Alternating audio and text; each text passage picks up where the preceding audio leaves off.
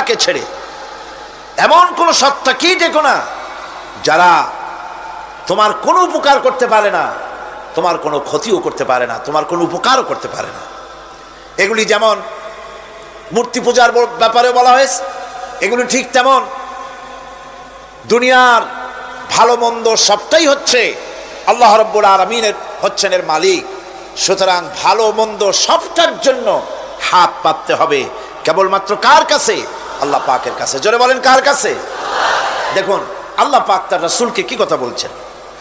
আল্লাহ রাব্বুল আলামিন তার হাবিবকে বলছেন, ওয়াইয়ামসাসকাল্লাহু বিদুররিন ফালা কাশিফা লাহু ইল্লা হুয়া। আল্লাহ রাব্বুল আলামিন তিনি যদি তোমাকে কোনো বিপদ দেন তাহলে পৃথিবীর এমন কেউ নাই যে সে বিপদ থেকে তোমাকে রক্ষা করতে পারে বা ঠেকাতে পারে। ওয়াইয়ুরিদকা বিখাইরিন ফালা রাদ্দা লিফাদলি। আর যদি আল্লাহ পাক আপনার কোনো ভালো করতে চান, উপকার করতে চান, তার থেকে সেই উপকার থেকে আপনাকে কেউ ফিরায় রাখতে পারবে না। তার মানে হলো আপনাকে যদি আল্লাহ ক্ষতি করতে চান তা কেউ সেই ক্ষতি থেকে বাঁচাতে পারবেন না, আর যদি উপকার করতেও চান তাও কেউ ঠেকাতে পারবে না। ভালো মন্দ যেটাই হোক সবটার মালিক হতেছেন আল্লাহ পাক। কে মালিক? আল্লাহ সুবহানাহু ওয়া তাআলা।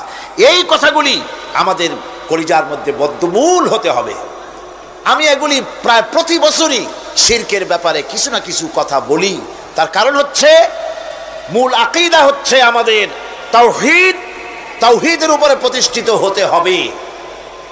একটা বিল্ডিং তৈরি করবেন, বিল্ডিংটার স্থায়িত্ব নির্ভর করবে আপনার সিমেন্ট ভেজাল কিনা। সিমেন্টের চাইতে যদি বালু বেশি দেন, পরিমাপের চাইতে যদি সিমেন্ট কম হয় বালু বেশি হয়, অথবা বালু সিমেন্টে যদি মাটি মিশানো থাকে, এ দিয়ে যদি কোনো বিল্ডিং তৈরি হয়, সামান্য ভূমিকম্প বা জোরে বাতাস আসলেই বিল্ডিংটা কাত হয়ে পড়ে যাবে, ঠিক কিনা? একটা বিল্ডিং টিকে থাকে তার ফাউন্ডেশনের উপরে, কিছুর উপরে টেকে, ফাউন্ডেশনের উপরে টেকে। অনুরূপভাবে ইবাদতের ফাউন্ডেশন, মুসলমানের ইমানের ফাউন্ডেশন তার তাওহীদের উপরে। তাওহীদ যত মজবুত, ইমান তত মজবুত, আকীদা তত মজবুত। আর এখানে যার অসুবিধা হয়ে যাবে, নড়বড়ে হয়ে যাবে, এই ইমান রূপ, ইবাদত রূপ, তাওহীদ রূপ এই ইমারত টিকতে পারবে না। সেই জন্য শিরক থেকে সম্পূর্ণরূপে আমাদেরকে বাঁচতে হবে। বন্ধুগণ,